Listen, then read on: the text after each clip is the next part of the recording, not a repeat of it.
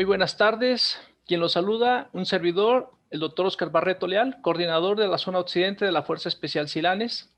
A nombre de la Secretaría de Salud del Estado de Jalisco, OPD, Servicios de Salud Jalisco, en colaboración con el área de antivenenos del Laboratorio Silanes y RETOTS, agradecemos su asistencia. Cedo los micrófonos a la licenciada en Salud Pública, Alejandra Cornejo Magdaleno, es la coordinadora estatal del Programa de Prevención y Control de Intoxicaciones por Picadura de Alacrán y otros animales de ponzoña en el estado de Jalisco.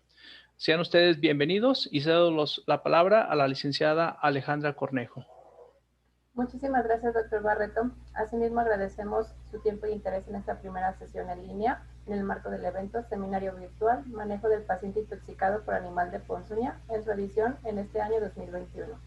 Que impartirá desde León, Guanajuato, el doctor Alfredo Luis Chávez Aro, titulada Manejo del paciente intoxicado por picadura de alacrán. Para continuar con la presentación de nuestro querido ponente, me permito leer algunos de sus logros. Es el doctor Alfredo Luis Chávez Aro, médico, cirujano y partero por la Universidad Nacional Autónoma de México, médico voluntario desde el año 1971 al 2013 y director vitalicio del Centro Antialacrán de la Cruz Roja Mexicana, Delegación León, Guanajuato. Asimismo, es asesor en la modificación de la norma oficial mexicana sobre intoxicación por picadura de alacrán, docente de prácticas clínicas en universidades como la UNAM, el Politécnico Nacional, Universidad Autónoma de Guadalajara, Universidad de Guanajuato, Universidad Nicolaita y durante 2 años de la Universidad de Cambridge. Autor de artículos en libros, revistas nacionales e internacionales sobre temas de alacranismo y aracnoidismo, entre otros muchos logros más.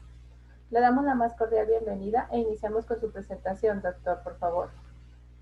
Muy buenas tardes, muchas gracias, Ale. Te agradezco mucho la invitación y voy a apagar mi cámara para que sea un poco mejor visible el evento, pues, que se vea nada más que... Perfecto. Bien. Pues con agradecimiento a la Secretaría de Salud de Jalisco, que siempre han sido tan amables con su servidor, me hacen favor de invitarme pues con frecuencia a platicar, a intercambiar experiencias sobre este importante rubro en la salud pública de México, que es la picadura por alacrán. Agradecimiento a la doctora María Isabel Higuera Torres, jefa del Departamento de Vectores Zoonosis de la OPD, al doctor Carlos Armando Ruiz Esparza Macías, director de Prevención y Promoción de la Salud OPD, y a la licenciada Alejandra Cornejo Magdaleno, director estatal del Programa de Prevención y Control de Intoxicaciones por Picadura de Alacrán y otros animales de ponzoña de los Servicios de Salud Pública del Estado de Jalisco. Al doctor Oscar Barreto Leal por la invitación también, el contacto que hacen con nosotros.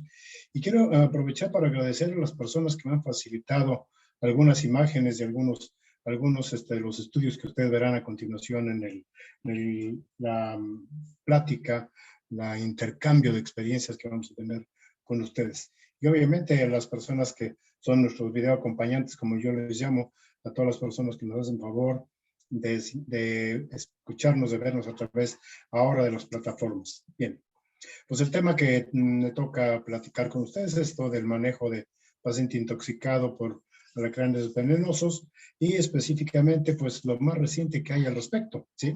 Que realmente no es tan reciente, pero bueno, es importante actualizar esto. RETOTS, como ustedes podrán ver más adelante, pues es una plataforma que intenta conjuntar a toda la gente que estamos interesados en los animales ponzoñosos del aspecto, desde el punto de vista del aspecto que sea, tanto médicos, paramédicos, enfermeras, personal de biólogos, personal interesado en general en ese problema de salud, es importante y RETOTS nos amalgama a todos nosotros para que estemos en contacto. Bien. Todo esto que platicamos el día de hoy y que platicaremos al respecto en las pláticas que daremos, pues tiene una evidencia de peso científico, ¿sí? Sabemos que la evidencia de tipo científico tiene diferentes grados de recomendación. La más importante es el grado de recomendación A.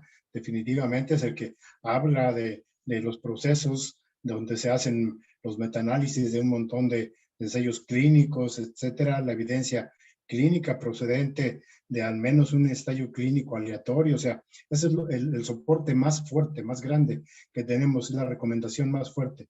Pero yo insisto, aunque la norma dice que esto es de más a menos, yo insisto que es importantísimo empezar de menos a más también. ¿Por qué? Porque si nosotros empezamos a escribir un caso, 2 casos, 3 casos, a reportar el caso que nosotros estamos viendo, picadura de alacrán o de cualquier otro animal ponzoñoso, definitivamente por un caso se empieza a generar experiencia. Y yo los conmino, les digo que los médicos mexicanos tenemos que acostumbrarnos a platicar un poco, a escribir un poco sobre el caso que estoy viendo, porque a lo mejor ese caso, que sale un poquitito de lo común. Como ustedes verán en el transcurso de la plática, hay algunas cosas que el Estado de Jalisco ha aportado, como son la parálisis flácida, como son algunos movimientos musculares específicamente, sin otro tipo de sintomatología, en picadura de alacrán. Pues ese caso se documenta y seguramente algunas otras personas han visto esos casos y entonces la casuística pues empieza a crecer, empezamos a tener una evidencia mayor y México empezará a aparecer como el lugar que le pertenece. Somos el país del mundo donde la problemática de picadura de alacrán es la mayor del mundo y tenemos otro gran logro. A pesar de tener la mayor cantidad de gente picada de alacrán en el mundo, tenemos la mortalidad más baja por este rubro, ¿sí? Entonces, es muy, muy importante tener en mente que debemos escribir, debemos estar al pendiente. Bien. Todo esto que ustedes van a ver el día de hoy está basado en toda esta bibliografía, que desde la norma oficial mexicana, que desgraciadamente ya no se pudo actualizar por situaciones de tipo de la Secretaría de Salud, que la cuarta transformación difirió el hecho de que se pudiera hacer este tipo de actualización y posiblemente espero que lo hagamos a la brevedad posible.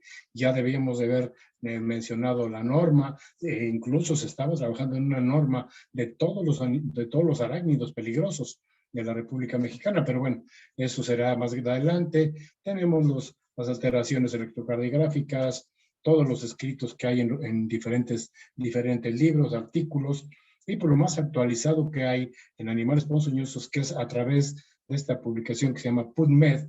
Ustedes se meten a internet, ahí van a encontrar todo lo más reciente en manejo, en complicaciones, etcétera, en lo que se refiere a animales ponzoñosos. Bien. No tengo ningún interés, no tengo ningún conflicto de interés, más bien dicho, ya que pues, no recibimos ninguna remuneración por esta plática o por todas las que damos.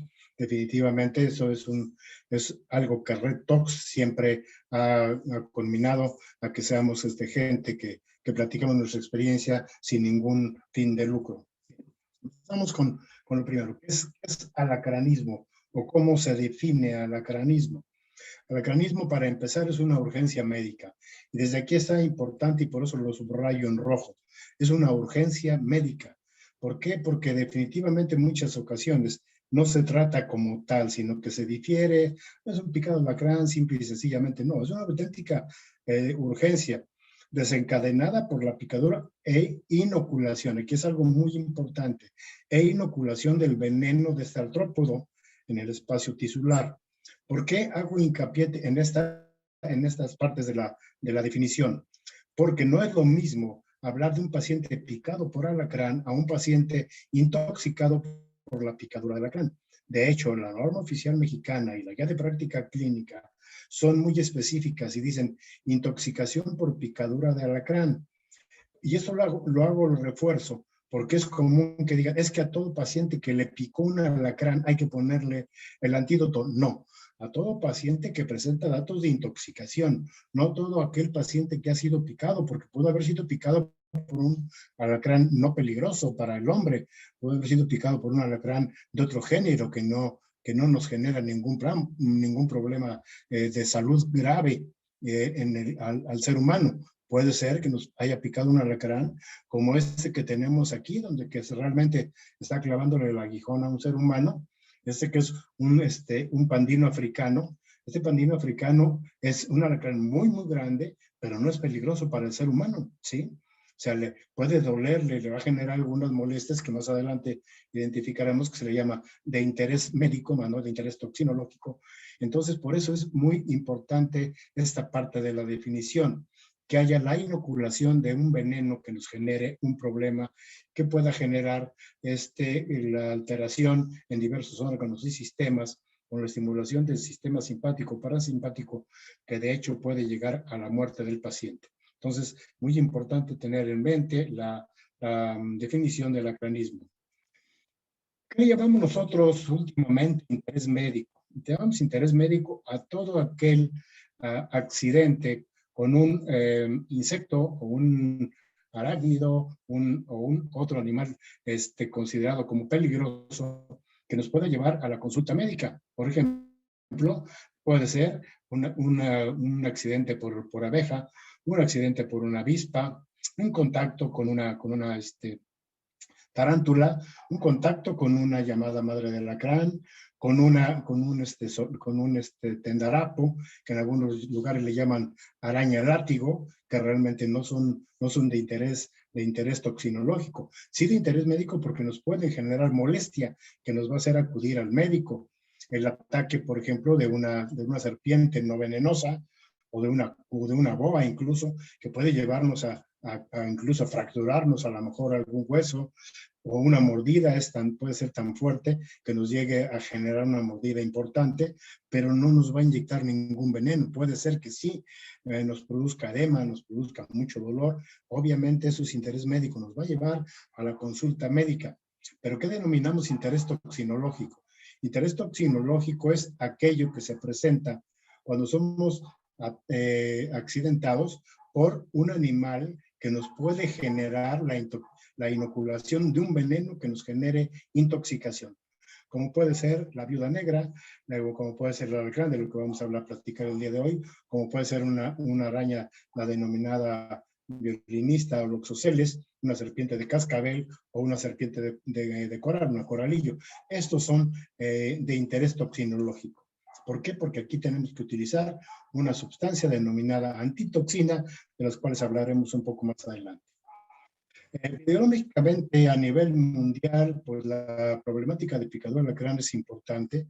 Tenemos que se supone, aunque parece ser que las cifras han aumentado, aunque no están actualizadas ni por la Organización Mundial de la Salud, ni por ningún otro artículo, sabemos actualmente que hay alrededor de 1.200.000 pacientes picados por alacrán. Actualmente México ocupa desde hace muchísimos años el primer lugar, donde tenemos alrededor de 300.000 pacientes picados por alacrán.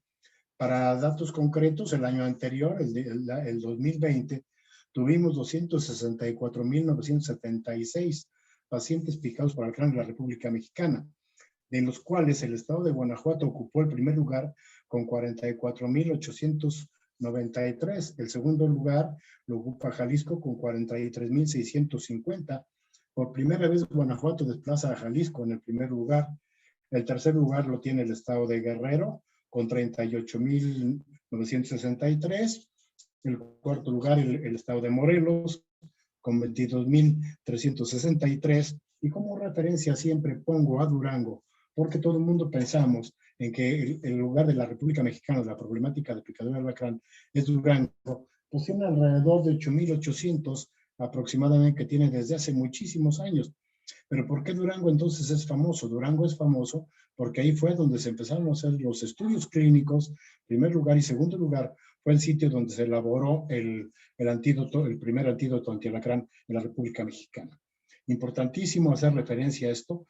Todos los alacranes de importancia toxinológica en el mundo pertenecen a la misma familia, a la familia Buthidae. Tanto los alacranes de México, de Brasil, de India, de Pakistán, de todos los África del Norte, África del Sur, todos pertenecen a la familia Buthidae. Quiere decir que su veneno es muy similar y que nos puede generar una intoxicación bastante importante. Aquí los tenemos, los que predominan por su importancia, como son los australianos, el Androctonus australiano, el que se le llama el más peligroso teóricamente del mundo es el Eidus quinquestratus. pero está demostrado que definitivamente los alacranes mexicanos son mucho más peligrosos que el resto. ¿Por qué? Porque el efecto del envenenamiento es mucho más rápido. En México empieza el envenenamiento en 15, 20 minutos. En otros países del mundo tarda alrededor de hora y media, 2 horas. ¿A qué se debe? Aparentemente hay muchas razones. Una de ellas es que al parecer la hialuronidasa, que es un componente del veneno de alacrán, en México, por alguna razón desconocida hasta el momento, facilita mayor la penetración del veneno más rápidamente. Entonces, se supone que nosotros tenemos en México el alacrán más peligroso del mundo, se le llama Centruroides noxius, que es el que vive en Nayarit, y veremos un poco adelante este tipo de dosis letales, como se pueden dividir. Bien, aquí lo tenemos. Aquí tenemos un estudio que se hizo de las dosis letales solamente de los alacranes mexicanos, ¿sí? No se ha hecho en comparación con ningún otro alacrán del mundo, al menos no existe un estudio que se haya hecho comparativamente. Lo que sabemos es que de los mexicanos el más peligroso es el de Nayarit, con 2.50 nanogramos de veneno como dosis letal. Esto es importante saberlo desde el punto de vista de que es el más peligroso. Luego sigue el sulfusus, que es el de Durango y otras partes de la República. Luego viene el infamatus, el más difundido en la República Mexicana. También lo tiene el estado de Jalisco, lo tiene Guanajuato, Aguascalientes, Zacatecas, algunas partes del Golfo, etcétera. Algunas partes del centro del país también tienen al mismo infamatus, que es el más difundido de todos. Pero la realidad es esta, en que este alacrán es el más peligroso y el límpido, considerado como teóricamente menos peligroso. Para mí eso no tiene ninguna validez. Teóricamente sí, teóricamente tenemos que esto es en laboratorio, pero la realidad es, ¿cuál es el alacrán más peligroso del mundo? El alacrán más peligroso del mundo es el que le pica al paciente que tú tienes enfrente de ti. ¿Por qué? Porque así pueden necesitar 10 gramos de veneno como dosis letal para matar a un individuo, pero si ese individuo tiene datos que lo puedan hacer sensible o lábil al veneno, pues va a ser tan peligroso como el más peligroso desde el punto de vista científico. Aquí tenemos un alacrán del género de Centruroides infamatus, las características generales. Tenemos aquí cómo fosforecen los alacranes. Es una imagen muy hermosa del maestro Sergio Martínez de Durango, el cual nos facilita esta imagen y vemos cómo fosforecen los alacranes. Cuando se endurece su queratina, se endurece su cuerpo, se pone de ese color azuloso, se ve con una lámpara de luz negra, y vemos cómo todavía las crías que todavía están sobre el lomo de la madre no se han bajado. ¿Y no se han bajado por qué? Porque todavía no están protegidas. Todavía no se endurece su queratina, no se endurece su cutícula que cubre todos sus órganos internos, y si estos alacrancitos caen al piso, fácilmente se van a desecar y van a ser presa muy fácil de cualquier otro insecto. Aquí tenemos la exuvia, o sea, cuando un alacrán cambia de piel, queda esta exuvia, o sea, esto es la piel del alacrán, digámoslo así. Y aquí la tenemos muy clara también, es una cortesía del maestro Sergio Martínez. Esta diapositiva tiene como finalidad saber qué es lo que pasa con el veneno cuando entra en un organismo. Los investigadores de la UNAM, junto con otro grupo de investigadores de la Universidad de Venezuela y algunos otros investigadores de otras partes del mundo, se dieron a la tarea de decir, bueno, ¿qué pasa con un veneno dentro de un organismo? Dijeron, bueno, primero vamos a determinar qué animal es el que vamos a escoger como un modelo adecuado.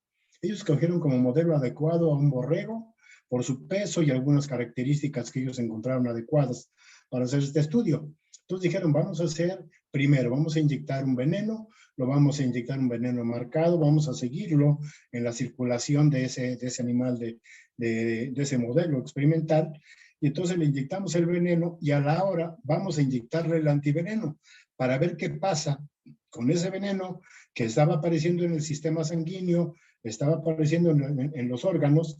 ¿Qué pasa con el antiveneno en el momento en que yo le inyecto el antiveneno? Entonces dijeron, bueno, a la hora le vamos a inyectar, vamos a esperar que el animal se empiece a intoxicar, y entonces le inyectamos el antiveneno. Le inyectan el antiveneno, como ustedes pueden ver, cae rápidamente el veneno, pero ven ustedes cómo vuelve a levantarse. ¿Qué quiere decir esto? Algunos autores a esto le llamaban reenvenenamiento. Decían que el veneno por sí solo volvía a aparecer en el plasma y en la circulación. No, lo que pasa es que no habíamos neutralizado lo suficientemente bien el veneno porque no habíamos puesto la cantidad suficiente de antídoto. Aquí empieza la primera pregunta. ¿Cuál es la cantidad de antídoto suficiente que yo tengo que poner para poder determinar que mi paciente va a estar a salvo? Para eso tenemos la clínica. Desgraciadamente, hasta el momento no existe ninguna prueba de laboratorio, ninguna prueba de ELISA, ni ninguna prueba de laboratorio de otro tipo, que en el momento nos diga, bueno, a esta persona que está enfrente de mí le picó un animal ponzoñoso, le voy a hacer una prueba tipo un destrostix, en donde me indique qué tipo de animal le picó y aparte me diga qué cantidad de veneno circulante tiene. Eso es imposible en el momento. Eso es imposible en el momento. Entonces, por eso tenemos que irnos específicamente con la clínica. Entonces, aquí dijeron, bueno, vamos a poner estos 3 frascos de antídoto, ven lo que pasa, que se neutraliza aparentemente una parte del veneno, pero aparece nuevamente el veneno y para intoxicar, obviamente, al animal de experimentación. En la parte de abajo, exactamente el mismo estudio, nada más que aquí la diferencia es que aquí se aplican 10 frascos del antídoto. Vean ustedes cómo al aplicar 10 frascos del antídoto se neutraliza totalmente el veneno y este jamás vuelve a aparecer. Entonces, ¿qué quiere decir esto? Lo que esto nos quiere decir y nos lleva de la mano es a decirnos, tienes que ponerle a tu paciente la cantidad suficiente de antídoto para neutralizar el veneno que le pudo haber sido inyectado.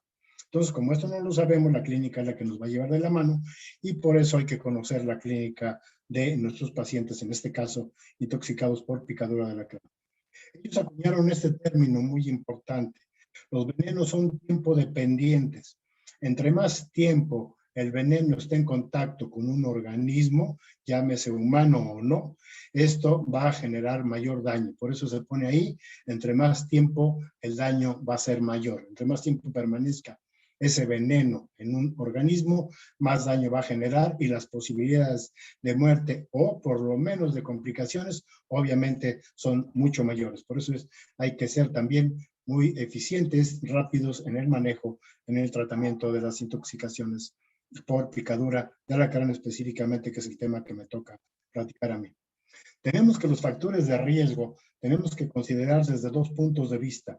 Desde el punto de vista del emisor del veneno, el alacrán, ese alacrán del género Centruroides, que nos inyecta este veneno a través de este aguijón, a través del aguijón, el cual drena por 2 conductos.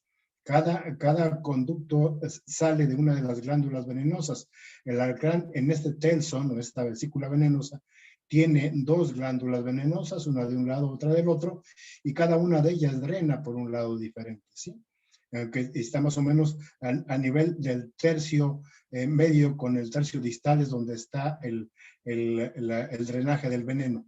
¿Qué quiere decir esto? Que si el alacrán nos llegara a encajar solamente la pura punta de su aguijón, no penetrara más, entonces nos podría así picar, pero no inyectarnos el veneno. Entonces tiene que introducir el aguijón por lo menos hasta la mitad del mismo para podernos inocular el veneno y generar el envenenamiento. Esto también es importante conocerlo. ¿Por qué? Porque con frecuencia sucede que hay personas que tienen muchas callosidades en las manos o en los pies, como es el caso de nuestros indígenas, la gente que trabaja en el campo o que usa mucho sus manos para trabajos pesados, pues puede picarlos el alacrán, pero esas manos están tan hiperqueratinizadas que no llega a penetrar lo suficiente el aguijón, y de ahí nacen muchos mitos, entre ellos en que la gente es resistente al veneno del alacrán. Eso no existe, no hay ninguna persona que sea resistente al veneno de un alacrán de la familia Butide, en el caso de México, del género Centruroides. Sabemos, esto está ya hecho en laboratorio, está determinado perfectamente bien los componentes del veneno. Sabemos que tiene efectos procoagulantes, sabemos que tiene el veneno de alacrán, sabemos que tiene efectos sobre toxinas de sodio, sobre canales de sodio, sobre canales de potasio, sobre otro tipo de acciones. Entonces, todo esto está perfectamente documentado por los investigadores. Entonces, con el conocimiento de esto, dijeron los investigadores, bueno, vamos a ver qué sucede si nosotros tenemos un alacrán y lo metemos en una cajita, lo vamos a ordeñar cada determinado tiempo que ellos lo predeterminaron, dijeron, vamos a hacer este manejo. Entonces dijeron, bueno, vamos a meter el alacrán, le denominaron alacrán 4C, lo meten en su caja, le dan un alimento, agua, luz, condiciones ideales de laboratorio y lo dejan en esa cajita. Lo ordeñan en el mes de octubre del 2001, que fue cuando empezó ese estudio. Y ven ustedes las características de la electroforesis de este veneno, ¿sí? Entonces, este veneno se le inyectó a ratas y vieron que todas las ratas se murieron. Vuelven a ordeñar al mismo alacrán en esas condiciones de laboratorio y se dan cuenta que el veneno tiene ya algunas variantes con respecto a este. Entonces, aquí solamente murió el 60% de las ratas y el 40% quedó viva. Vuelven a ordeñar ese mismo alacrán en marzo y así lo siguieron haciendo, pero nosotros les ponemos aquí nada más lo más notorio para no ser tan larga esta plática, ¿sí? Lo mismo hacen con otro alacrán, el denominado 4O. Entonces vemos nosotros, curiosamente, fue la primera ordeña y el veneno no se parece en nada a este de acá arriba. Y vemos que en cambio el alacrán 5B sí, tiene más similitud al denominado 4C. Entonces, ¿qué quiere decir esto? Que el mismo alacrán nos va a dar un veneno diferente, nos va a dar un veneno que en un momento dado nos va a generar una intoxicación muy grave, muy severa, que a lo mejor en otro piquete que le da a nuestro paciente no sea tan severa. Ahí también nace otro mito, es que si a mí me pica un alacrán más de 1 o 2 veces, me vuelvo resistente al veneno. No te vuelves resistente al veneno, ni tampoco te vuelves más sensible. Cada vez que te expongas al veneno de un alacrán, va a ser exactamente como si fuera la primera vez que te picaba. No hay de que ya me volví más sensible, me volví resistente. La resistencia definitivamente no existe en el caso de la intoxicación por picadura de alacrán. Es otra circunstancia un poco diferente en el caso de la mordedura por serpiente.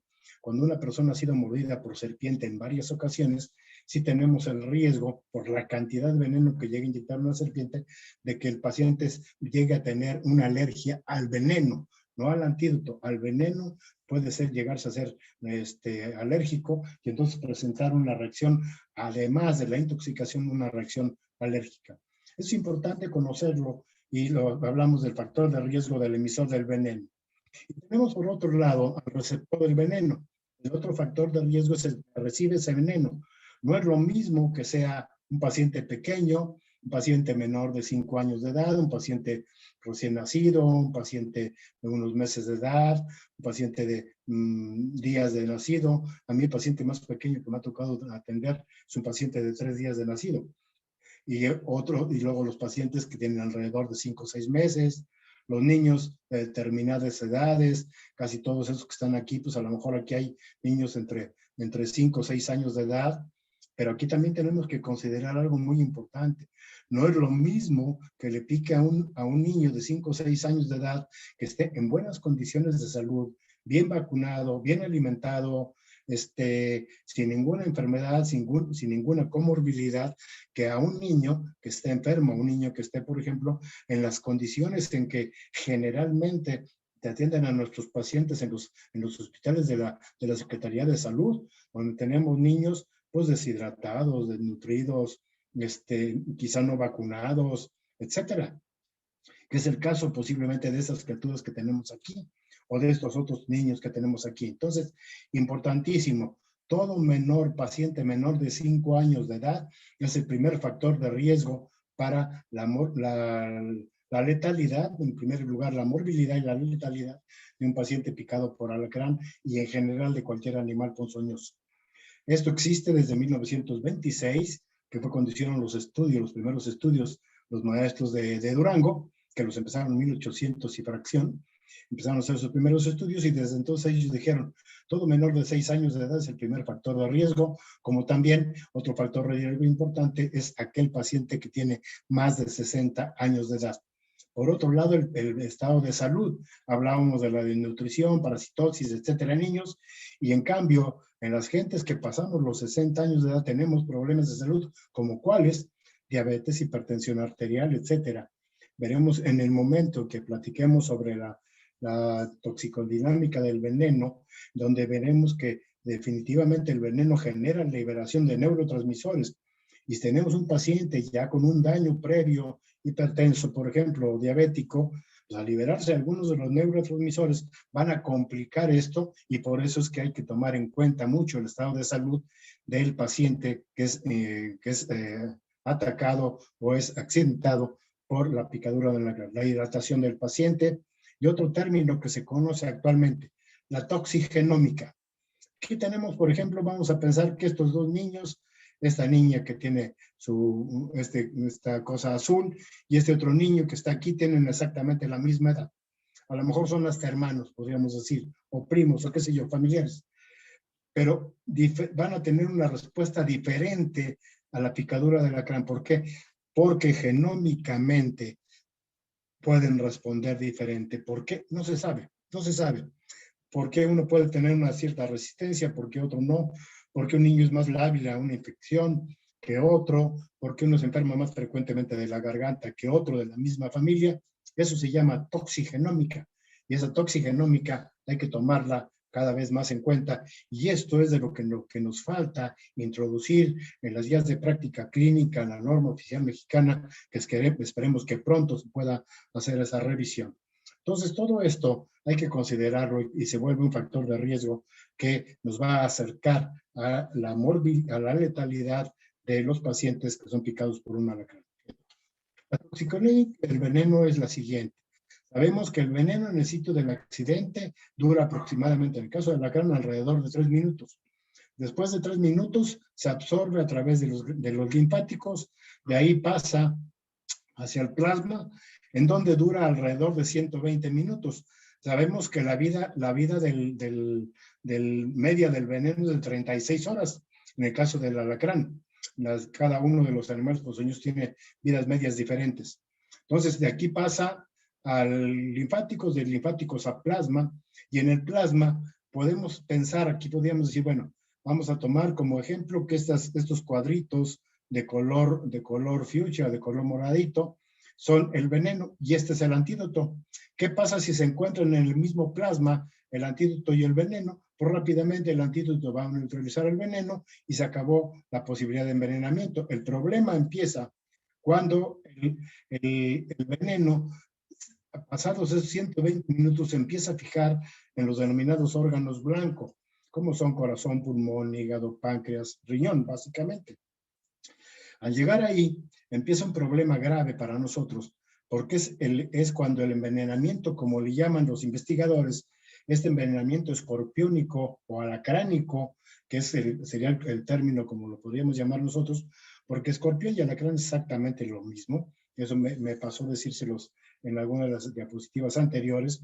Simplemente lo que pasa es que en México es el único lugar en el mundo en donde al escorpión se le denomina alacrán, ¿sí? ¿Por qué? Porque es una palabra de origen árabe que ingresó a nuestro castellano. Pero bueno, eso es semántica y no tan importante. Entonces, el envenenamiento escorpiónico alacránico se vuelve severo cuando se empiezan a liberar esas sustancias denominadas citoquinas proinflamatorias, las cuales cada vez se les está dando mucho más importancia en todos los aspectos. Actualmente, pues tenemos la famosa pandemia y ahora sabemos que el problema de la pandemia radicalmente, el problema del coronavirus es cuando llega a liberar algunas de las sustancias denominadas citoquinas proinflamatorias. Son las que van a fastidiar el pulmón, el corazón, básicamente. Y una de ellas es esta sustancia, la IL-6, que se genera con esta liberación de citoquinas por el veneno de alacrán. Entonces, estas sustancias citoquinas proinflamatorias son las que nos van a generar las complicaciones que nos pueden llevar a la muerte del paciente. Esto lo pueden encontrar ustedes en este libro que se llama Scorpion Venus, del libro de Toxinology, que es el más reciente escrito a nivel mundial, donde dos mexicanos tuvimos la oportunidad de poder escribir algunos artículos, el maestro Posani y su servidor, el maestro Posani con todo lo que es la situación del veneno y su servidor con la clínica del mismo. ¿Qué es lo que pasa con el veneno de alacrán? El veneno de alacrán lo primero que hace es actuar a nivel de los canales iónicos, ¿sí? Una célula, para mantenerse en equilibrio, tiene que estar ingresando el sodio y saliendo el potasio. ¿Para qué? Para que esa membrana celular se encuentre en reposo, se encuentre estable. Pero en el momento en que hay un accidente por picadura de alacrán, el canal de potasio se cierra, es cerrado debido precisamente a la acción de la neurotoxina. Entonces sigue entrando el sodio, el potasio se queda secuestrado en la célula. Por eso es que los pacientes presentan calambres, por eso es que los pacientes presentan esas molestias y esas contracturas musculares. Es importante considerarlo porque no hay alteraciones a nivel del calcio que mucha gente considera. No, es a nivel de sodio, potasio específicamente. Sí puede arrastrar un poco a los canales de calcio también y de cloro y demás, pero definitivamente lo más importante de la acción es sobre estas dos iones. ¿Qué pasa en este momento? En el momento en que la membrana se desestabiliza, entonces empiezan a liberar neurotransmisores. ¿Cuáles serían los más importantes y los primeros que se liberan? Bueno, a nivel del tipo parasimpático, la acetilcolina. Y aquí tenemos acciones sobre los pares craneales, específicamente, por ejemplo, el glosofaringio, que es el que nos va a generar los problemas de la salivación, la cialorrea, vamos a tener la sensación de cuerpo extraño en la garganta, las fasciculaciones linguales, a nivel de actividad sobre el tercero y sexto pares con los problemas oculares, a nivel de vago, a nivel que va a actuar sobre los órganos como corazón, pulmón y definitivamente vísceras abdominales.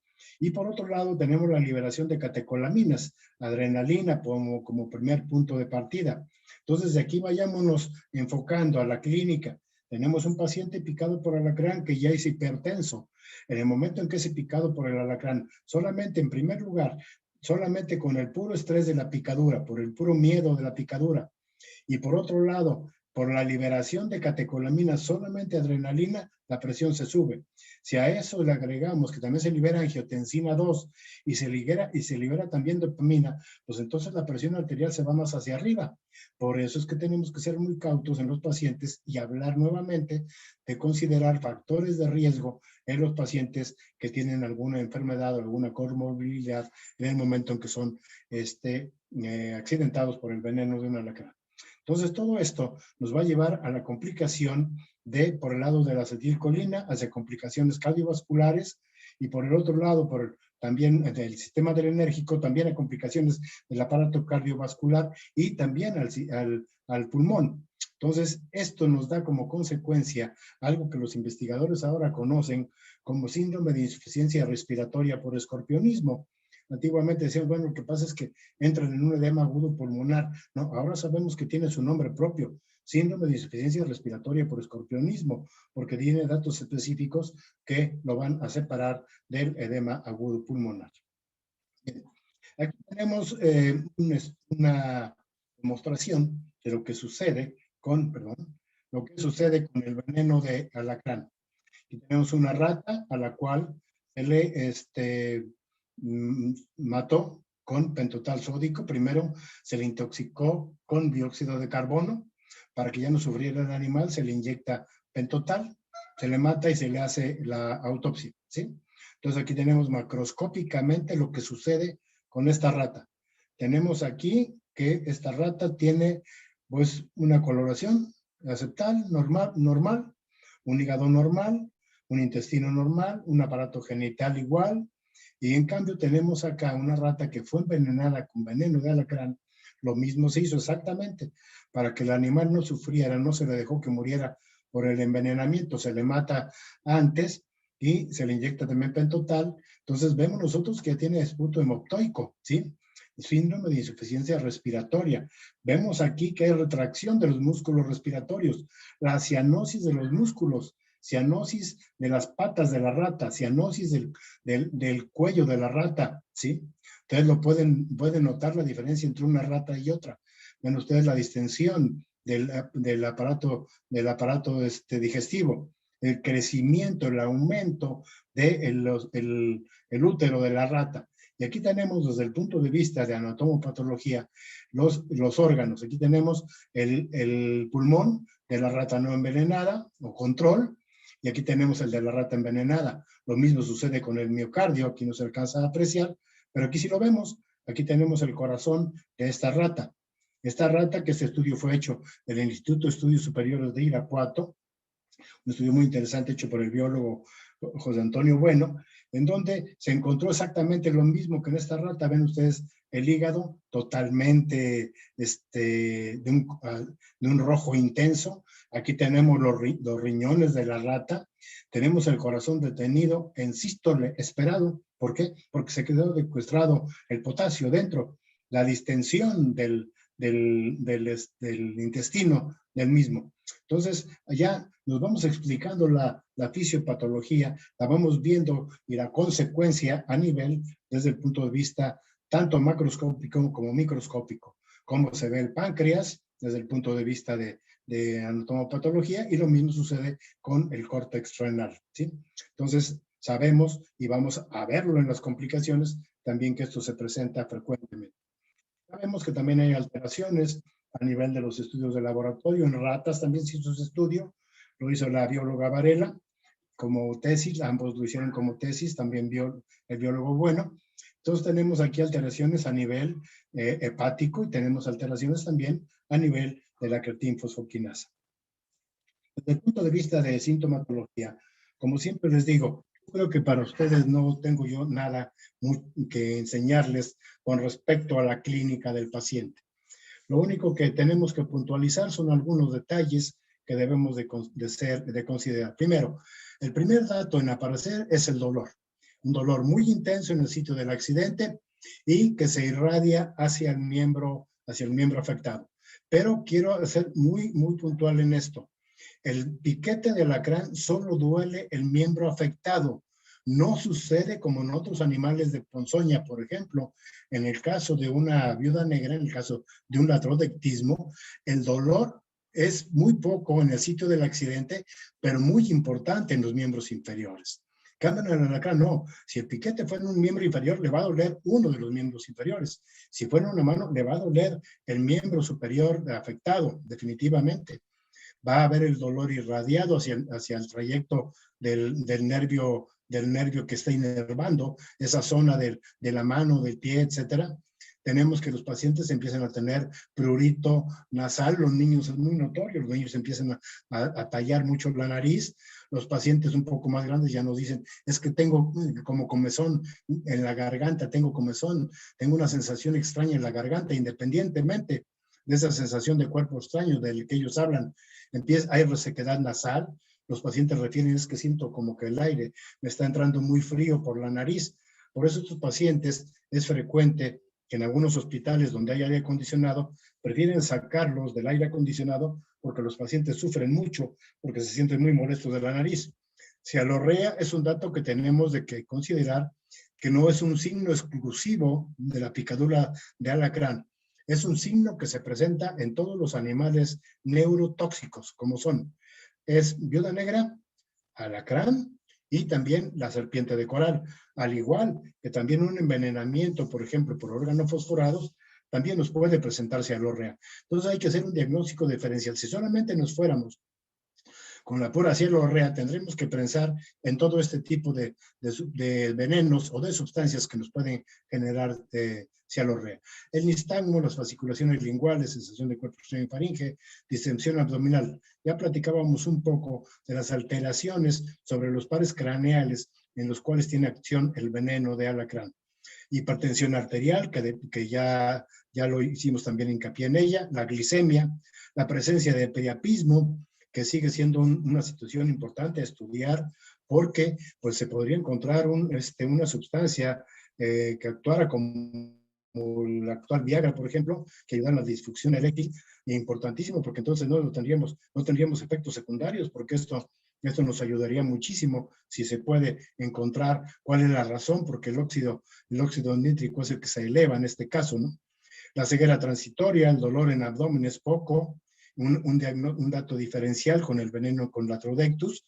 El dolor en Latrodectus, el dolor en el abdomen es sumamente intenso, al igual que el dolor torácico, que no se presenta en alacrán. La diaforesis y la sudoración tampoco es tan común en alacrán. En algunas partes de la República sí, por ejemplo, parte de Colima, en algunas otras partes la sudoración, ahí sí es importante, no tanto en el resto de la República. Y este otro dato que encontramos nosotros hace muchos años, que es disminución de la temperatura a nivel local. Esto lo encontramos que es exclusivo del centruroides. Otros alacranes, como son los del género Mejovix, o como son los del género Adrurus, o algunos otros, no generan esta disminución de la temperatura a nivel local. También puede haber esta sensación de molestia vaginal en el caso de la mujer, debido precisamente a lo mismo que en el caso de priapismo, a la ingurgitación de los cuerpos cavernosos. La cefalea es rara, en cambio en viuda negra no. Las contracturas musculares, que vamos a ver un dato importante que describieron allá en Jalisco precisamente, que prácticamente no se veía, pero en Jalisco se ve con frecuencia, la taquicardia y el trismus. Este estudio que se hizo para poder demostrar la disminución de temperatura a nivel local, el cual ustedes van a ver casi enseguida. Aquí tenemos este estudio que hicimos junto con el enfermero Saúl Hernández, el cual nos ayudó, Saúl Almaraz, con el cual hicimos este estudio. Nosotros lo habíamos percibido. Al tocar el sitio del accidente se siente disminución de la temperatura, pero no teníamos manera de demostrarlo claramente, visualmente. Yo decía, sí, yo aquí siento disminución de la temperatura, yo toco el sitio donde le picó. Por ejemplo, si yo en este caso de este paciente, yo pusiera mi dedo ahí, pues definitivamente iba a encontrar que había disminución de la temperatura, pero no lo puedo demostrar. En cambio, al tener ya un termómetro digital, pues lo pudimos hacer. Y entonces, en este caso se hace, y aquí vemos cómo Saúl acerca en el sitio donde no le picó el alacrán, aunque tenga esa roncha, es un piquete por otra cosa. Tiene 35 puntos y fracción. Le toma la temperatura donde le picó el alacrán, 34.9. Vamos a ver en este caso, en este otro paciente. Aquí tenemos donde no le picó el alacrán primero, que fue en este dedo, 35 grados. Vemos nosotros donde le picó el alacrán, que fue en el dedo contralateral, de la mano, de la otra mano. Se toma la temperatura y aquí vemos que de 35 baja a 34.2. 0.8 grados de temperatura. Los maestros de Durango, los viejos maestros de Durango, que eran unos clínicos extraordinarios, hablaban de la disminución de temperatura de 1 a 3 grados. La verdad que esos hombres eran unos genios de la clínica. Yo nunca, jamás podría determinar una disminución de temperatura de ese tipo de grados. Ellos sí lo llegaban a determinar. Pero entonces estaba descrito desde entonces, pero había caído en el olvido, ¿sí? Y hasta que a mí me sucedió, que a mí me picó un alacrán, lo empecé a buscar en mis pacientes, lo encontré en todos los pacientes y cada vez lo recomiendo y cada vez la gente lo va encontrando con mayor frecuencia. Tenemos una paciente picada por alacrán. Esta, aunque la filmación no es muy buena, me gusta dejarla porque vemos la inquietud, la irritabilidad de esta niña picada por alacrán, en la cual vemos cómo está sumamente inquieta, sumamente irritable, y cómo se coloca en esa posición de pistótonos, que tampoco es exclusiva del alacrán, ¿eh? Puede haber pacientes picados por viuda negra, o mordidos por viuda negra, como le quieran llamar, que pueden llegar a tomar esa posición, ¿no? Entonces, esta niña, realmente, ustedes vieron que presenta esa posición de pistótonos, cómo se arquea de forma tan importante, ¿sí? Esta niña nos llegó tardíamente a la atención médica, tenía mucho nistagmus, tenía mucha distensión abdominal, muchísima cialorrea, pero aquí lo notorio es la irritabilidad y cómo se pone, cómo tiende frecuentemente a colocarse en esa posición de pistótonos, pienso yo, intentando relajarse. Y tenemos este otro pacientito que está acá, que es cortesía del doctor Gustavo López Orozco, de la ciudad de Morelia, toxicólogo excelente. Este paciente llegó en paro, ¿sí? Llegó flácido totalmente. En el momento en que lo reciben, le ponen de inmediato, lo canalizan y le ponen 2 frascos de antídoto. le ponen una sonda porque estaba sumamente distendido, lo intuban y ven aquí, desde aquí les quiero mostrar que aquí hay sangre, ¿sí? Vean los movimientos del paciente oculares hacia arriba, viendo hacia la parte de arriba, hacia su cerebro. Y ven aquí el pacientito ya está reactivo, empieza a moverse, ya tiene esos movimientos asterísicos, está teniendo esas fasciculaciones, esas fibrilaciones musculares. Entonces, este pacientito, véanlo, mirando hacia arriba, decían nuestros viejos maestros, cuando hay edema cerebral, cuando hay una lesión cerebral, siempre vamos a voltear a ver hacia el sitio donde está la lesión. En este caso, no es un accidente cerebral específico que sea de uno solo lado. Si fuera del lado derecho, por ejemplo, pues entonces la mirada sería hacia el lado izquierdo, etcétera. Entonces, tendríamos ese accidente. Pero aquí, como el edema es generalizado, entonces el paciente ve hacia arriba, hacia la parte de su cerebro. Bien. Tenemos un paciente picado por alacrán, en donde tenemos aquí la salivación, hiperemia de las orejas, hiperemia facial, lo cual es curioso también en los pacientes picados por viuda negra. Al contrario, hay cianosis.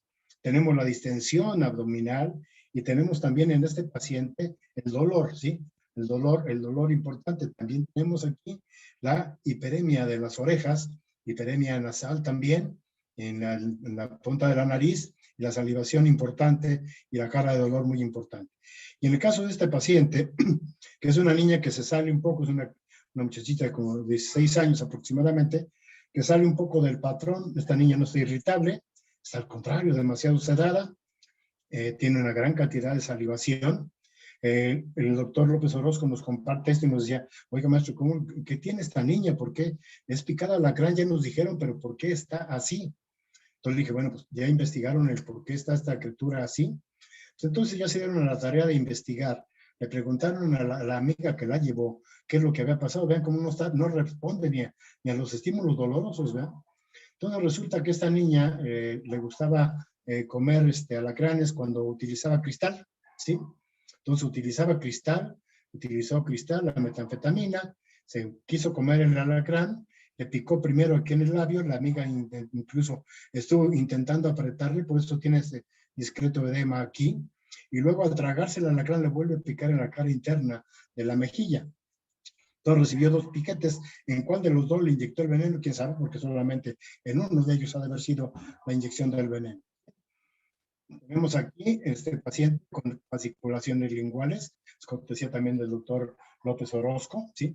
Ven ustedes las fasciculaciones importantes, movimiento como si tuviera un gusano dentro de esa lengua, como incluso a la hora que se le dice que meta la lengua, como que no lo puede mantener mucho adentro. Y tenemos este otro, que son de los casos que yo les digo, que es importante documentar. Este caso es de la doctora Verónica Guevara, del CRIAT. Ustedes la han de conocer perfectamente bien. La doctora Guevara nos hizo el favor de mandarnos este paciente para decirnos, oiga, fíjese que este paciente tiene esta sintomatología, ¿sí? Si ustedes observan, aquí se ve diaforesis, ¿sí? Una diaforesis local importante. Si nosotros hubiéramos podido tocar este sitio, aquí hubiéramos encontrado disminución de la temperatura, pero vean la fasciculación, los movimientos fasciculares. Y el paciente decía que solamente tenía esta molestia y un poco de resequedad nasal.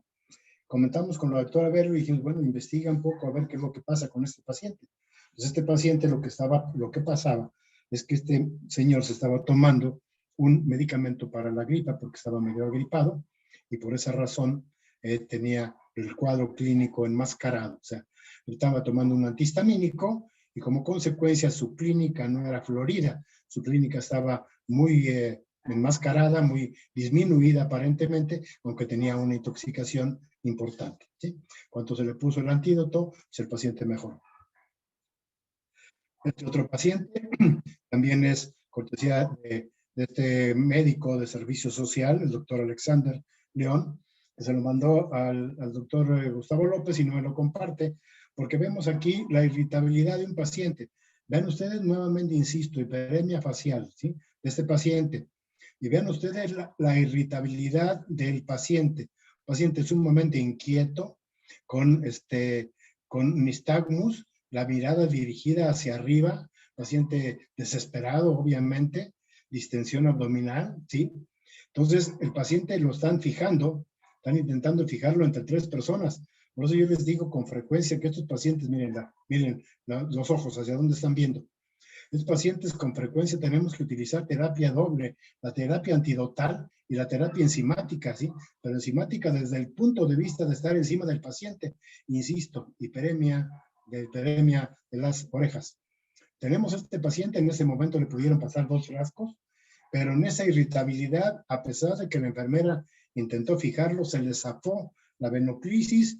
Entonces, aquí pasaron entre esta imagen y la que sigue a continuación, han pasado 20 minutos. El paciente decía, el niño ya se quería ir a su casa, su mamá decía que ya el niño se quería ir, que se lo podía llevar. Ustedes como médicos darían de alta a este pacientito, miren, todavía tiene nistagmus, todavía tiene movimientos de la lengua, todavía tiene fasciculaciones linguales, aun cuando el niño ya se ve diferente, que ya no se ve con un dato de intoxicación tan severo, pero el no está en condiciones de darse de alta. Entonces, eso es importante considerarlo. Entonces, se le recomendó que le pusiera la dosis total que se le debía de haber puesto desde el principio, que era de 6 frascos, desgraciadamente porque en el momento no los tenían a la mano, porque no lo pensaron y se les descanalizó, entonces ya no le pudieron pasarlos.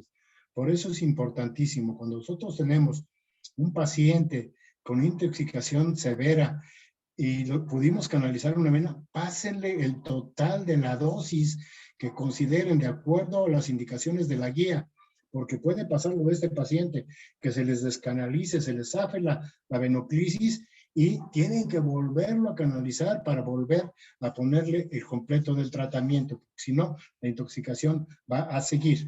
Aquí tenemos al mismo niño, ya que se le aplicaron las dosis, ¿sí? Aquí tenemos ya, este fue el primer tratamiento que se le pudo poner. Entonces, enseguida de ese tratamiento ya se consiguió el otro antídoto, que es un poco tiene una mayor cantidad de producto útil.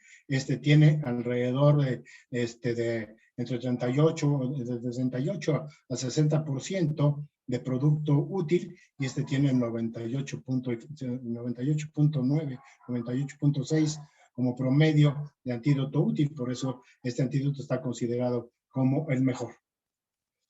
Tenemos otro paciente, también otras cosas importantes. También este paciente es de Morelia, Michoacán, aparentemente intoxicado por también un Centruloides inflammatus. Pero obsérvenlo, vean, cialorrea, definitivo, mucha. Fasciculaciones linguales. Pero observen, por ejemplo, a la hora que se haga la toma de sus ojos, cómo no tiene nistagmus. Hiperemia nuevamente, hiperemia de las orejas, hiperemia en la punta nasal.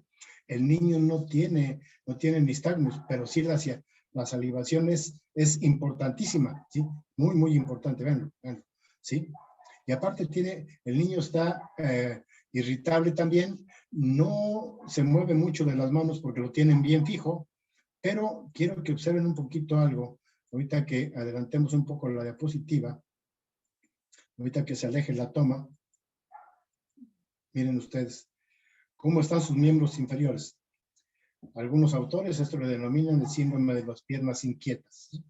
Veanlo cómo está inquieto, está irritable, y la mamá está limpiándole la salivación. Y ven, de este momento que le aplicaron sus 6 frascos, que era lo que le consideraron que era lo correcto, porque hay intoxicación severa.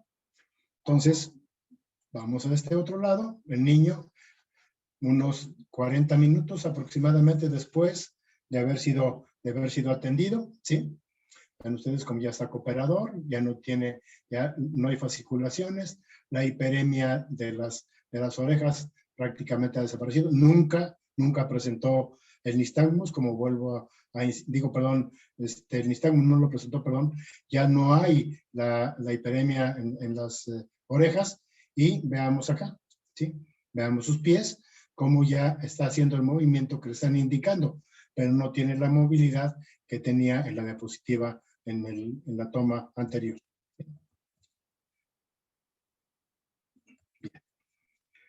Desde el punto de vista de laboratorio y gabinete, no hay nada específico en la picadura de alacrán, no lo encontramos, pero Si nosotros buscamos daño, pues vamos a encontrar que electrocardiográficamente hay alteraciones en la conducción del ritmo, hay alteraciones de la repolarización, sucede también igual en el caso de viuda negra, hay inversión de la onda T, o sea, nos está dando datos de cardiopatía de tipo isquémico, ¿sí? Entonces, este estudio, el primero que se hizo fue en el 91, se repite en el 2005, 2016 y 2017, se hacen estudios donde se encuentra exactamente lo mismo, ¿sí? Algunos otros estudios hechos en el extranjero han reportado exactamente lo mismo. Encontraron unos investigadores de Venezuela, se dieron la tarea de tomar enzimas, tomaron troponina y encontraron que había elevación de troponina muy importante. En nuestro país no se ha hecho. ¿Por qué? Pues porque la troponina no es una sustancia que se use tan frecuentemente para diagnosticar necrosis miocárdica, ni siquiera en el infarto, pues menos en esto, ¿no? Y tenemos aquí de las pocas radiografías que existen en el caso de un paciente intoxicado por picadura de alacrán, un paciente adulto intoxicado por veneno de alacrán en el momento de la llegada al hospital en Durango, cortesía del maestro Sergio Martínez. Vean ustedes el infiltrado, vean ustedes cómo también hay aire aquí en la cámara gástrica y tenemos al paciente 4 horas después. Se le toma su radiografía después de haber sido atendido, se le dejó en observación, se le toma esta radiografía y vemos como ya ni la cámara gástrica y el infiltrado aquí ha desaparecido. Hago hincapié también en esta parte de la fotografía, en donde la doctora Asnaya junto con el maestro Posani hicieron ese estudio en el Instituto de Niño Morelense, el Hospital de Niño Morelense, donde pudieron demostrar que hay edema cerebral, sobre todo en los niños. También se han encontrado situaciones que se reportan como esta, en la cual con síntomas locales se ha encontrado que hay veneno circulante y que puede haber clínica. Entonces hay que ser muy cautos en un paciente picado por alacrán. Hay que investigar muy bien si no está tomando alguna sustancia que nos enmascare el cuadro y que nos pueda estar dando un envenenamiento que se nos pueda complicar y pues, en caso de que haya utilizado alguna sustancia que nos bloquee o que nos enmascare el cuadro, pues es preferible utilizar el antídoto. Por esto los investigadores, tanto de Venezuela como mexicanos de la UNAM, dijeron esto: la ausencia de clínica no indica necesariamente ausencia de daño.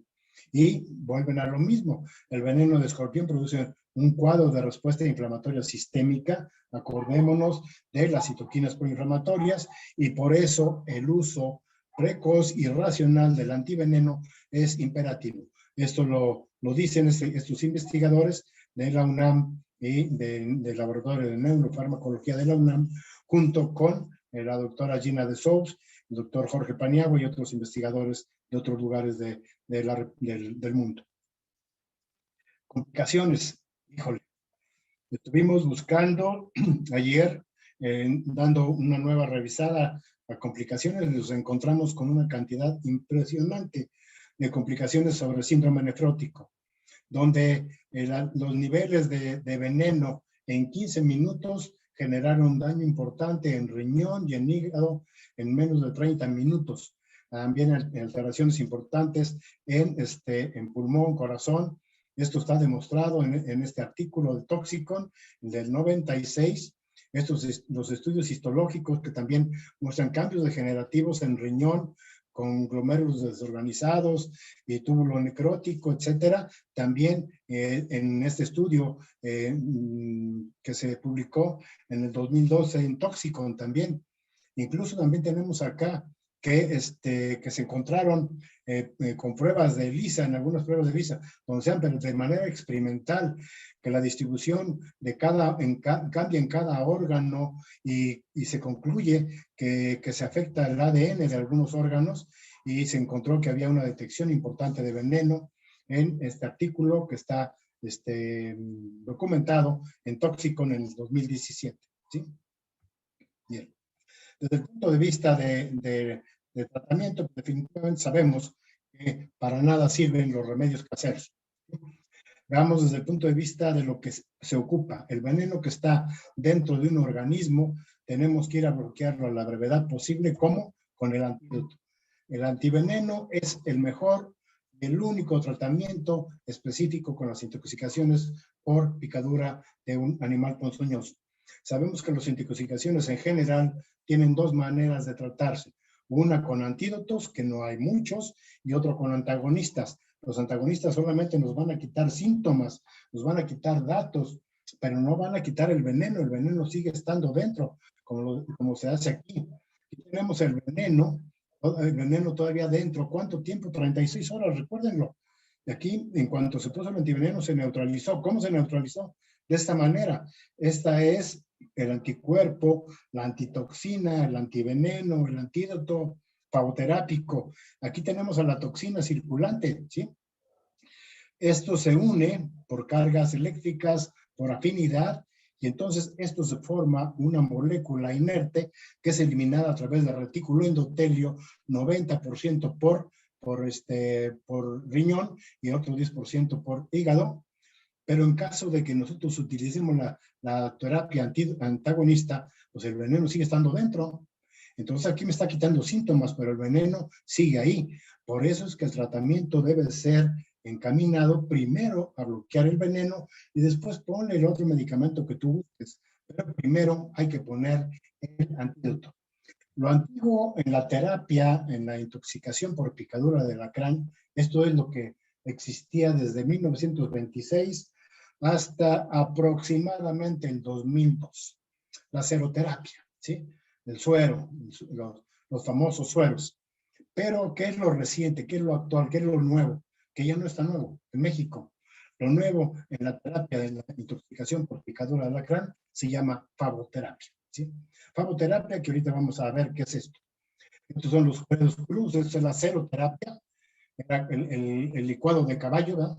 Le sacaban sangre al caballo, el plasma se inyectaba al paciente, 1926, los maestros Isauro Benzo y León de la Peña utilizaban el suero crudo. Después, hacia el 1960, se purifica un poco este plasma y se queda la inmunoglobulina, ¿sí? Entonces se habló de inmunoglobulinoterapia, pero esta inmunoglobulina nos sigue dando reacciones alérgicas, porque de cualquier manera había cosas que reconocían al caballo de donde viene.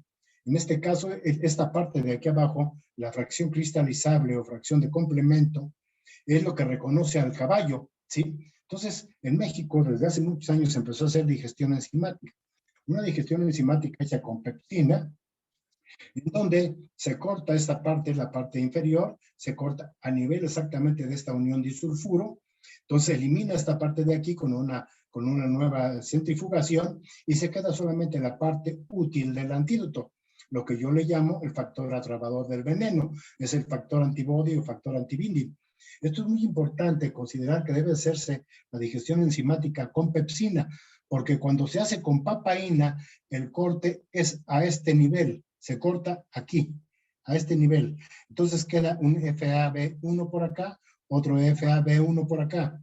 Entonces tendríamos que utilizar mayor cantidad de antídoto para neutralizar la misma cantidad de veneno, porque quedan separados. En cambio, cuando el FAB2 está unido, aquí embona perfectamente bien el veneno y entonces es neutralizado y eliminado. Por eso es importantísimo utilizar un fagoterápico de buena calidad. La guía de práctica clínica nos habla de esto, ¿sí? A nivel internacional se habla de que la intoxicación por picadura de alacrán se divide en leve, moderada y severa, ¿sí? En México aportamos esto, ¿sí? Aportamos esta parte de aquí, que es dividimos en factores de alto riesgo y de bajo riesgo. Alto riesgo, los que están considerados para nosotros como gente de riesgo en una picadura. Menores de 5 años de edad, mayores de 60, que tengan alguna enfermedad crónico-degenerativa, asmáticos, hipertensos, problemas renales, problemas hepáticos, etcétera, y la mujer embarazada por la liberación de oxitocina. Entonces, dividimos estos dos grupos y dimos que la atención debía ser mucho más eficiente y más rápida en el paciente de alto riesgo. Por eso es que se duplica la dosis. Al paciente intoxicado leve se le ponen 2 frascos, en cambio al de alto riesgo, al de bajo riesgo, 1 frasco. La intoxicación moderada se duplica la dosis y a la intoxicación severa se triplica la dosis. Aquí es importante hacer hincapié en esto. ¿Por qué? Porque es muy común que en algunas de las pláticas que hemos tenido oportunidad de dar, la gente me dice, es que la norma, la guía de práctica clínica dicen que a todos los pacientes intoxicados por veneno de alacrán se les tienen que poner 6 frascos de lefaboterápico. No. Aquí dice que a este grupo específicamente que está aquí, intoxicación severa de alto riesgo, requieren 6 frascos. ¿Sí? Esa es la realidad. Pero ¿cuánto es a nivel nacional? Alrededor de un 18% solamente, ¿sí? En algunas partes es el 8%, pero a nivel nacional, así en forma global, es el 18%. O sea, la gran mayoría quedan en intoxicación leve y moderada. Los severos son pocos, afortunadamente, ¿sí? Entonces, eso es muy importante tomarlo en cuenta. Entonces, también tenemos que considerar esto que apareció en una revista de un journal de medicina tropical, donde se habla que la neutralización de los venenos circulantes y el apoyo de una administración de un potente antídoto en pacientes con manifestaciones sistémicas debe de ser a la brevedad posible. Entonces, tenemos que utilizar la neutralización de los antígenos rápidamente para controlar el envenenamiento. Cada vez hay más sustento, cada vez hay más artículos que aparecen al respecto. Y por otro lado, nos encontramos con este artículo escrito en el 2017 en Toxicon, donde nos habla de que hay genotoxicidad. Este estudio sí son ratas. Obviamente no se puede extrapolar al humano, porque no hemos tenido ninguna mujer embarazada que haya sido picada por alacrán muchas veces antes del primer trimestre y que pudiera tener alguna alteración en el feto, pero sí demostró en ratas. Pero entonces esto viene a dar la razón del por qué, independientemente de la contractura uterina que puede terminar en la expulsión del producto, pues que puede llegar a tener alguna anormalidad, pero esto no se ha visto ni se podrá demostrar en humanos. Pero desde el punto de vista de conocimiento científico, se sabe que hay genotoxicidad en ratas cuando se les inyecta veneno con frecuencia. ¿Qué tenemos que hacer en este caso? Bueno, si la intoxicación se revirtió, pues dar de alta al paciente con indicaciones, ¿cuáles? No te mojes luego tus manos, no toques cosas frías, no toques metales o piedras o algo así, porque vas a sentir una especie de descarga eléctrica, sobre todo si lo tocas en la mano y el accidente fue en la mano. No pasa absolutamente nada, no se reenvenena, no les pasa nada. Más hay que explicárselo al paciente porque se asusta. Si un paciente le picó un alacrán en una mano y agarra las llaves va en su carro o llega a su casa y quiere abrir su puerta y agarra las llaves, siente una descarga eléctrica en las manos, se siente muy angustiado, muy mal, porque si me voy a volver a envenenar y se regresa con el médico. En cambio, si le explicamos claramente eso, al igual que si le explicamos que el dolor se le va a ir calmando, definitivamente el paciente se va bien informado y no se angustiará de más. ¿Sí? Sabemos que los medicamentos contraindicados, ¿por qué? Porque, bueno, estamos hablando de que hay alteraciones a nivel muscular, sobre el músculo cardíaco, etcétera. Entonces, los opioides, las benzodiazepinas, la atropina, están contraindicados. Esto está en la norma oficial mexicana y en la guía de práctica clínica. En cambio, los medicamentos no recomendados, pero eso queda a criterio médico, ¿sí? Puedes usar antihistamínicos, esteroides, ¿sí? ¿Cuál es la evidencia que les vas a dar? No hay, ¿verdad? Pero bueno, si a ti te da tranquilidad utilizarlos, pues pónselos, pero definitivamente indicación estricta no existe. Es responsabilidad del médico. Es que yo quiero que mi paciente rápidamente se le seque la salivación. En cuanto le pongas el antídoto, ustedes lo vieron en los pacientes que vimos como ejemplos, en ninguno de ellos se utilizó más que antídoto antialacrán, no se utilizó más que soluciones y antídoto antialacrán, no se utilizó ninguna otra cosa, ¿sí? Importante, ¿aplicar hielo sirve? No sirve para nada, ni en alacrán, ni en araña, ni en serpiente. No se evita que se absorba el veneno. Hay un artículo escrito en Argentina totalmente deleznable, no tiene sustento. ¿Por qué? Porque ya vimos que el veneno se absorbe a través de linfáticos, no a través de grandes vasos. Entonces, ¿de qué me sirve? ¿Voy a colapsar los linfáticos? Pues obviamente que no. ¿Puedo utilizar analgésico? Mira, siempre y cuando no sea opioide, utilízalo. Nosotros hemos utilizado en algunos pacientes cuando están muy inquietos el dextroketoprofeno, y ha dado buen resultado. Aparte es fácil, se les da, es un gelecito, lo toman rápidamente y les va bien. Pero en mi opinión, y durante muchos años lo he experimentado, 50 años tengo prácticamente de tratar pacientes picados por alacrán, el mejor analgésico, como el mejor sedante para un paciente pequeño, se llama flavoterápico antialacrán, ¿sí? Puedo usar esteroides o antihistamínicos, no hay evidencia de su utilidad. Esto está documentado en varios estudios, en varios metaanálisis, ¿sí? No hay evidencia de su utilidad, pero pues si lo quieres utilizar, utilízalo, pero nunca antes del antídoto, nunca antes. Después del antídoto sí los puedes poner. Puedo utilizar anestesia, lo mismo. Hemos hecho estudios, hemos aplicado anestesia local, no se les quita el dolor. Es mejor explicarle al paciente, lo puedes usar, pero primero quítale la intoxicación al paciente con el antídoto. En caso de complicaciones, ¿qué tengo que hacer? Tratar la complicación. Mi paciente está presentando hipertensión arterial, le pongo el antídoto y en ese momento lo estoy controlando su presión con lo que tenga, nitroprusiato, diazóxido, captopril, nifedipin, con lo que tenga que pueda utilizarlo. Los pacientes que han sido picados más de una vez generan inmunidad, definitivamente no. El maestro Posani tiene un estudio hecho por él allí en biotecnología, donde mostró personas que trabajaban con él picados por alacranes muchas veces, nunca les encontró un solo anticuerpo. Me puedo aplicar el flavoterápico en una mujer embarazada o lactando. Como dice aquí, no solo puedo, debo aplicarlo, sobre todo en la mujer embarazada. En la mujer lactante también, ni el veneno ni el antídoto pasan a la leche materna, ni traspasan la barrera placentaria. Pero tengan mucho cuidado. Si a esa persona le pusieron el antídoto más antihistamínico, recuerden que el antihistamínico sí pasa a la leche materna y entonces nos va a generar una intoxicación por antihistamínicos que es tan o más grave que la picadura por alacrán.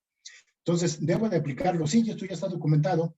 Se hizo este estudio donde a mujeres embarazadas por picadura de alacrán, serpientes, arañas, donde se encontró en este artículo escrito en enero del 2003 en Toxinology, en donde se dice que lo bueno para la madre es bueno para el producto. Entonces, hay que controlar el envenenamiento para evitarle complicaciones al producto.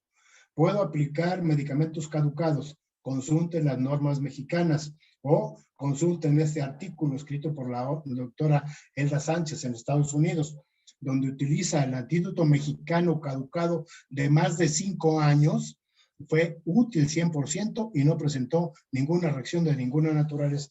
Esto está documentado y por eso hago esta referencia y por eso me enfoco en esta parte de la diapositiva casi para terminar.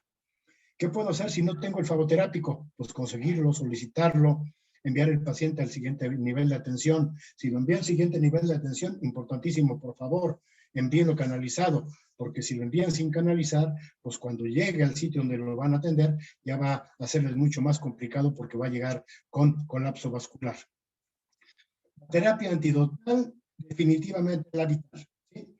Tenemos que utilizar el antídoto. Ese es lo más importante. En el caso del alacrán, veneno neurotóxico, el tamaño de la molécula son 8 kilodaltons, su vida media es de 36 horas, el tratamiento indicado por todas las normas, el flavoterápico antialacrán, que tiene 150 unidades en tiroides, y que actualmente pues no se ha podido modificar el contenido para que tuviera una mayor cantidad, para que no tuviéramos que utilizar tantos frascos. Se podía poner el doble o el triple de la cantidad de antídoto y sería excelente, porque entonces utilizaríamos un frasco, 2 frascos a lo más, y no tendríamos que utilizar tanta cantidad. Pero bueno, la farmacopea mexicana no ha permitido el cambio y por lo pronto lo que hay es que tenemos que utilizar 6 frascos en una intoxicación severa. La terapia antagonista solamente es sintomática. Medicamentos no recomendados, todos estos, y aquí soy muy puntual, en calcio, porque hay mucha gente que utiliza calcio todavía, porque sigo sin entenderlo, y sobre todo, desde aquí se los menciono, en el caso de una mordedura o picadura, como le quieran llamar, en caso de araña, tampoco hay indicación. Un estudio hecho en Butantán, en Brasil, y un estudio hecho en Rusia demostraron que aquellos pacientes que les pusieron gluconato de calcio murieron por una cardiopatía generada por la fijación de calcio en las miofibrillas. Entonces, la fagoterapia es la piedra angular del tratamiento. Hay que tratar las complicaciones que se estén presentando y la analgesia la dejamos para el último que podemos utilizar el analgésico que queramos. Yo, personalmente, a mí no me gusta el uso del paracetamol, porque estamos hablando de que el hígado está dañado y sabemos que el paracetamol tiene sus buenas puñaladas al hígado, ¿sí? Entonces yo utilizo, puedo usar metamizol. Ahora definitivamente lo que uso con mucho más es el dextroquetoprofeno, porque me ha dado muy buen resultado. ¿Cómo aplicar el fagoterápico? En cuanto llegue el paciente, preferentemente endovenoso en bolo. Hay un estudio que se está haciendo en el Hospital Juárez, donde hay la aplicación intraósea, pero estamos hablando de centros de salud, de lugares de atención de primer contacto. Ahí no tenemos posibilidades de ponerlo intraóseo. Si estamos en un hospital de segundo o tercer nivel, bueno, ni de segundo nivel, creo yo, puede utilizarse esta vía, pero bueno, hay que tener cuidado, no aplicarlo rápido ni frío. No, si por alguna razón en tu clínica, en tu centro de salud, tiene que estar en el refrigerador, no lo guardes en el congelador hasta abajo para que no esté frío. Y el diluente jamás lo metas al refrigerador, ¿sí? ¿Cuánto tiempo? De 1 a 3 minutos, no más de 10 minutos. Lo diluyes en 5, 10, 15, 20 centímetros de solución y a pasarlo en no más de 10 minutos. Vamos a tomar el tiempo en el que se le va a aplicar el antídoto a esta persona, ¿sí? Se le está pasando el antídoto. Bueno, ustedes, aquí está la compañera fijando ¿cómo se llama? El antídoto, la venoclisis. Ven ustedes toda la serie de cosas que hace que no están bien hechas, pero bueno, no se fijen mucho en la técnica. Lo importante es que observen cuánto tiempo tarda en pasar el antídoto, ¿sí? En este momento toma su jeringa, introduce y aspira todo lo que va a hacer para la aplicación. Yo ya tomé el tiempo, son 32 segundos lo que tardaron en pasarle ese antídoto. Y es como nosotros lo hacemos en Cruz Roja. En esta jeringuita iban diluidos 3 frascos de antídoto, ¿sí? Y se le diluyeron los 3 frascos de antídoto a esta paciente, entonces se le pasó con el líquido de con un solo líquido, y se diluyeron los 3 frasquitos, ¿sí? 32 segundos. Okay. Les aconsejo, en cuanto a la página esté lista, RedTalk, meterse, puedan ustedes bajarlo a sus teléfonos inteligentes para que tengan todo esto. Tengan cómo poder identificar las especies, le toman una foto, la suben a esta página, y aquí les va a contestar un experto en ofidios, arañas, alacranes, y les va a decir si el alacrán, araña o serpiente que ustedes subieron a esta aplicación es de interés médico. O sea, otra cosa importante, un hospital. Yo estoy en un hospital del municipio, como dice el doctor García Willis, del municipio Salsipuedes de Jalisco, ¿sí? Entonces yo estoy haciendo mi servicio social por allá, no tengo antídoto, entonces me meto a la aplicación esta, busco Jalisco, ahí me va a aparecer el hospital más cercano que yo tenga, en donde haya el antídoto, donde le pueden aplicar el producto a mi paciente.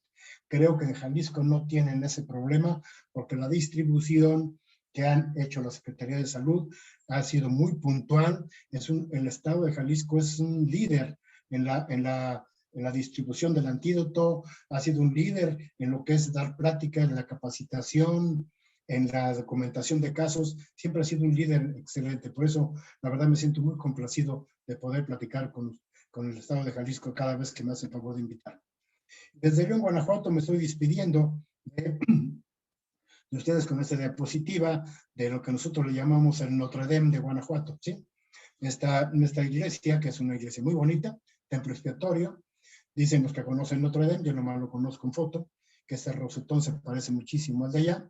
Y pues vean que es un templo agradable, no de las dimensiones ni la magnificencia de Notre Dame. Por eso yo le llamo que es el Notre Dame del Petatiux. Y tenemos acá otro de las insignias, así como ustedes tienen allá la fuente de la Minerva. Aquí nosotros tenemos el puente de la calzada, el arco de la calzada con un león hasta acá arriba, ¿sí? Aquí está la calzada de los héroes, que se le llama, y hacia allá, hacia donde se ve el sol, está el centro de la ciudad, ¿sí? Este león es de cantera, luego se hizo, primero fue de cantera y luego ahora es de bronce. Se dice que cuando lo pusieron por primera vez, rugió. Pasó una señorita por aquí y rugió. Pero posteriormente que pusieron el otro león, el león se quedó mudo. No sabemos si es porque ya no pasa ninguna señorita por aquí o porque ya no lo dejaron rugir. Eso lo ignoro, pero la leyenda dice que rugirá cuando vuelva a pasar una señorita por debajo de ese arco de la calzada. Esta gente que está aquí, estamos todos, aquí estamos para servirles en lo que es Red Talks. Expertos, la doctora Guevara, la doctora Mónica, el maestro Márquez, que es el experto en serpientes, el maestro Martínez, el doctor Cartas, el doctor Barreto, el biólogo Sandoval, el experto en serpientes, los expertos jóvenes en toxinología, como son el maestro Madrigal, el maestro Orozco, López Orozco, su maestra, la doctora Patricia Escalante, el experto en serpientes en Puerto Vallarta, Jalisco, el doctor Vázquez, el experto en animales ponzoñosos en general en Zacatecas, el maestro Casey Ambón, que ya desgraciadamente falleció, el maestro García Willis del Golfo de México. Bueno, no él no es el Golfo de México, él es el experto en el Golfo de México en mordedura por serpiente, maestro Posani, y todo el grupo que estamos a sus órdenes, ¿sí? Y con esto quiero decirles a todos que en la experiencia está la diferencia. Entre más experiencia tengas en el tratamiento de lo que sea, a tu paciente le va a ir mejor. Médico capacitado con un medicamento adecuado, pero estamos hablando de fagoterápicos, de antídotos. Entonces, un médico capacitado con fagoterápico adecuado, como es en el caso de Jalisco, el éxito para los pacientes de Jalisco está asegurado. Y para los gentes jóvenes, los médicos jóvenes que me escuchen en esta plática, ser profesional, muchachos, no es tener un papelito. El papelito no cura a nadie. Ser profesional es saber lo que tenemos que hacer. Y acuérdense de algo muy importante. El único lugar donde el éxito está antes que el trabajo es en el diccionario. Normalmente, para tener éxito, tenemos que trabajar. Aquí están mis datos, por si en algún momento puedo serles de utilidad. Con esto termino mi plática. Agradecidísimo nuevamente al Estado de Jalisco. Licenciada Ale, muchísimas gracias por tu invitación y quedo a la orden. Muchísimas gracias, doctor Chávez Haro, por esta presentación, por este espacio que nos regaló.